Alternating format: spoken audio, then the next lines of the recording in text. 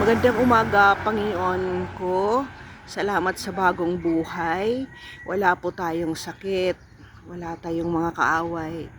Tayo ay kumakain pa rin kahit tayo ay sobra 60 na. And napaka-presko ng ating kapaligiran.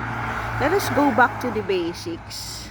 Ang tagal na rin nating hindi nagagawa ito dahil kagaya dito sa Leyte ay palaging umuulan. Kahapon lang yata hindi umuulan mula ng November. Kung umaraw man sa umaga, bumabalik ang ulan sa hapon. So, why do we do grounding? Naka-barefoot po tayo, walang tsinelas, walang rubber shoes. Kasi ang grounding is like charging your body to the ground. Yan. Kaya ang dami nating sakit, hindi natin na-charge ang ating body. So, parang nag-charge ka ng baterya ng cellphone.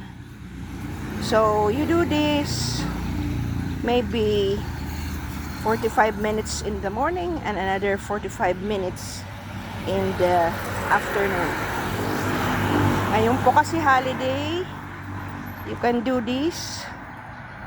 And then, kahit nag-exercise ka po, you can be on barefoot sa grass kung wala kayong grass sa area nyo. Punta kayo ng park, look for a grass so you can charge your body. Also, you can handle your tree, and para po ay or yumakap ka sa tree para po ay na-charge ang inyong mga kamay. Ang kamay kasi ay nandoon po ang ating mga internal organs. So, alright, and enjoy every day. Ang dami na nating problema sa ating bansa. Palagi nating ino-open sa mga news abroad. Lindol.